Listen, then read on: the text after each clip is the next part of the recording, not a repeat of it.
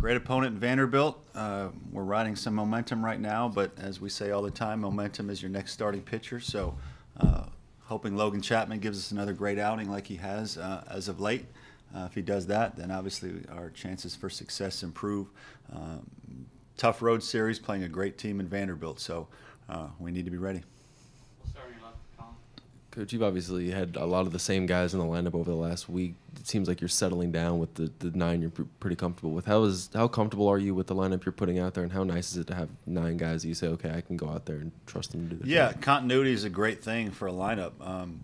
There's probably 1 or 2 more guys that we can still continue to get looks at. Matt Williams is a guy that still that we're going to use in spots, very important spots. So there's still some guys past the 9 we've started lately that can really help us.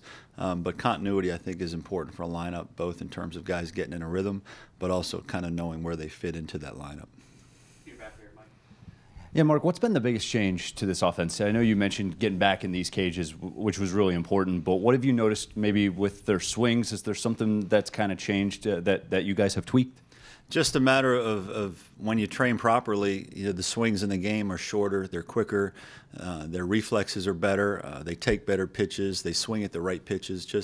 Everything has sped up in terms of everything looks sharper in my mind. So I just think it's a combination of all those things. The swings are quicker, they're shorter, they're able to make better decisions because they don't have to start so early. We had fallen into that rut of being a little bit longer and slower, so when you do that, you have to make quicker decisions, and then you get fooled easier on off-speed pitches. So I just think it's a combination of seeing the ball better and having shorter swings to make better decisions. Now going on the road, though, is it kind of worrisome to you that you might get back into that lull?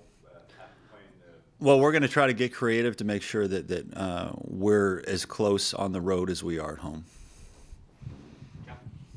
Just kind of a general philosophy question. I think you've had 2 guys this year who have hit the 7-inning mark pitching wise. What do you look for when making a change? Is there a pitch count number? Do you look at velocities? And just kind of how do you go about making a change to a starting pitcher, and would you like to see that number, I think 3 games total with a guy throwing 7 innings, go up some? Of course. I mean, we should have much more than that at this point in the season. Only 3 guys, or 3 times a starter went 7 innings. That's not near enough. You need your starters to go deep into the games much more often than we have.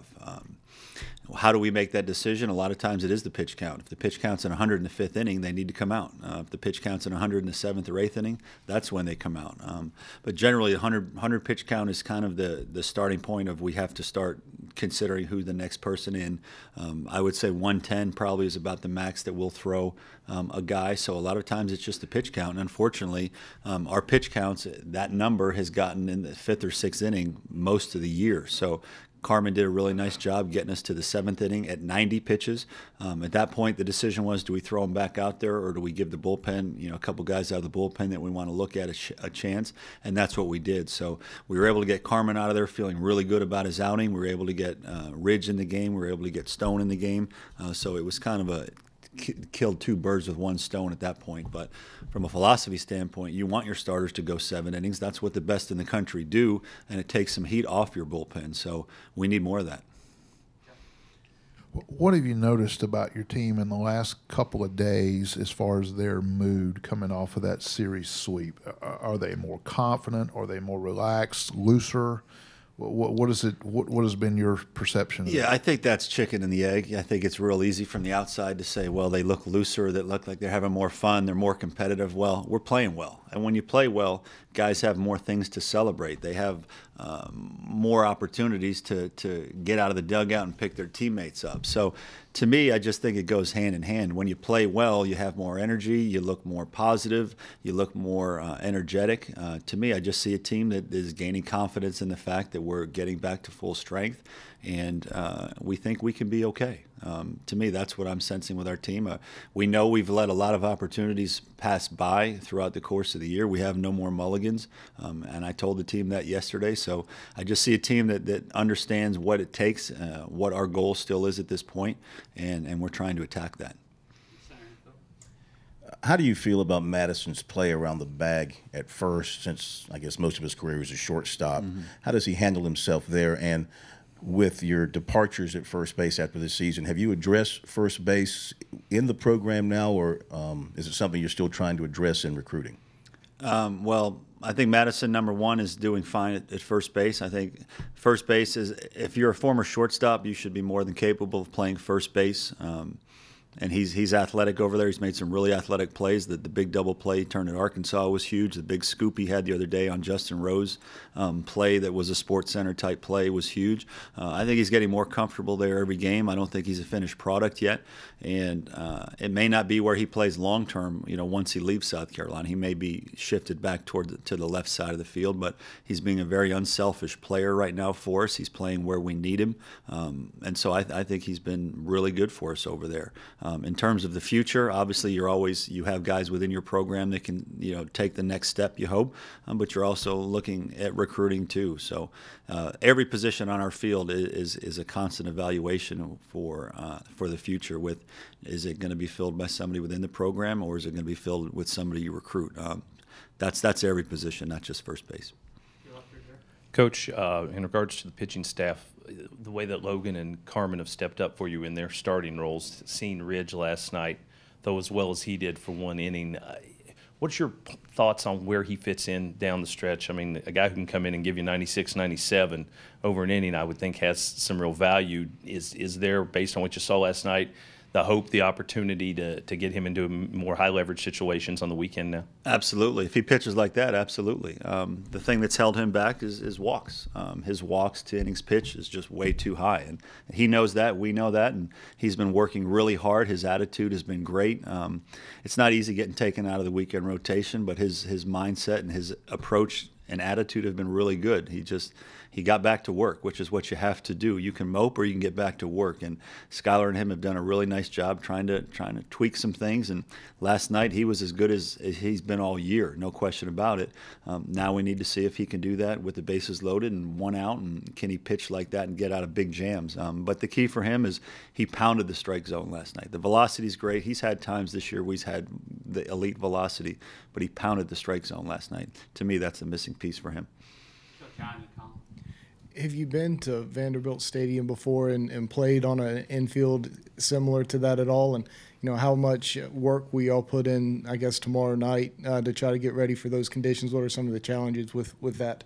Yeah, they have a turf field, so obviously you don't get any bad hops in there. You have to figure out what the speed of it is, because a lot of time those turf fields, based on what they put in there, the amount of sand, the amount of the rubber pellets, every field is a little bit different. So it's up to us on practice the day before the game to make sure we get a good feel for the speed. And what we'll probably do is take our stopwatch out there, and so guys get a feel for how quickly they need to get the ball to first base within the right amount of time, whether it's 4-0, 4-1. They've got some good athletes, so we'll probably practice at a 4-0 or 4-1 pace off the stopwatch, so guys know which balls they need to come get, which balls they can sit back on. But you don't get bad hops there. The key is to make sure you know what you have to do from a sliding standpoint, because I've seen teams go into fields like that and overslide the base and give up easy outs. Our outfield needs to get a feel for how the ball bounces on fly balls that they have to make adjustments on compared to grass. So we'll have a good practice tomorrow night, just getting used to that field. But at the end of the day, it's still baseball.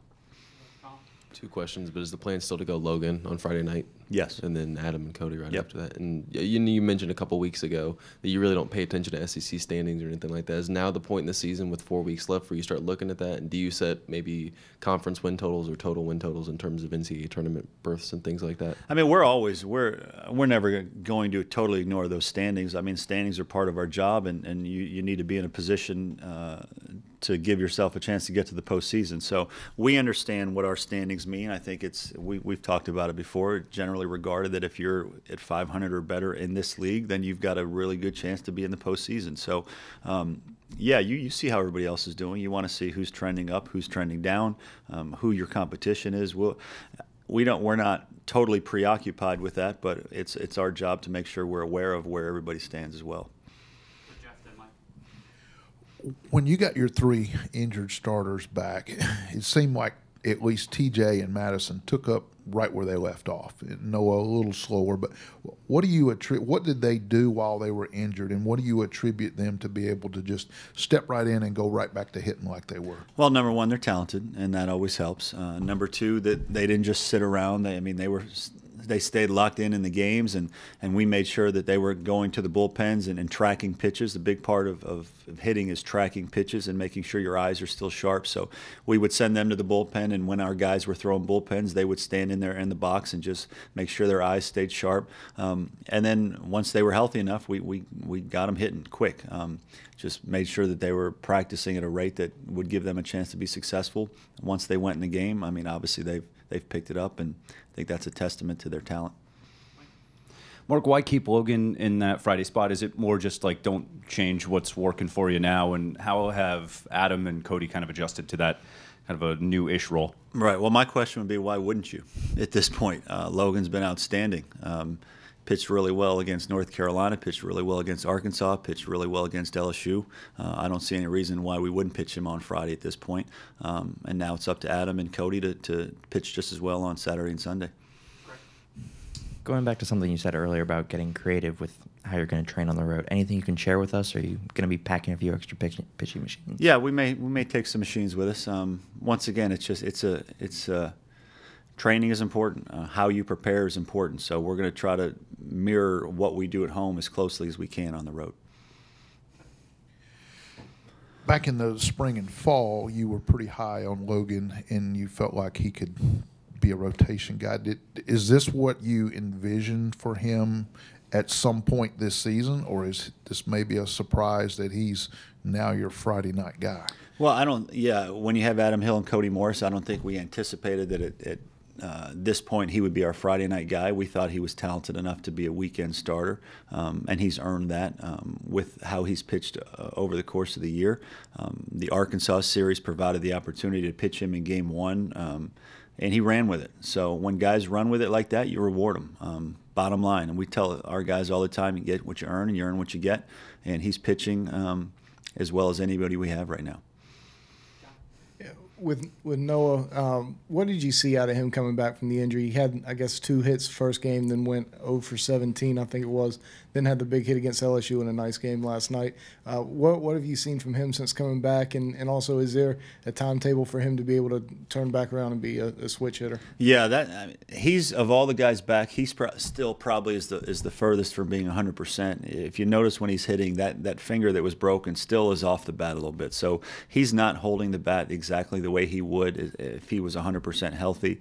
So we're still working through that, and that's something we need to continue to evaluate.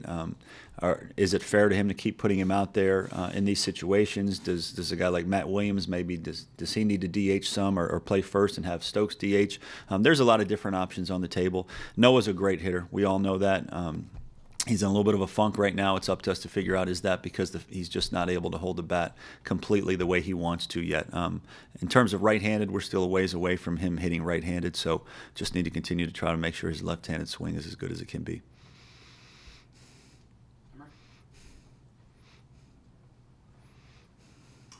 Coach, I know you say you don't necessarily keep an eye on the standings per se in terms of like being so occupied with them, but in terms of where this team is now, is this team exactly where you thought they'd be at this point, or are they ahead or behind the curve, so to speak? I mean, I think as long as you're in striking distance in this league, I mean, it's where you need to be. It's not necessarily where you want to be. We want to be undefeated in the league. We want to be in first place in the league. I didn't know what to expect coming into the season because obviously we had to replace most of our pitching. We had to try to get this offense improved. And so I didn't really have any expectations on where we would be at this point. But at this point, we're within striking distance, and with the amount of weeks we have left to play, I think we'll take it. And once again, as I said earlier, we need to attack this opportunity. Any more questions for Coach? All right. Appreciate it.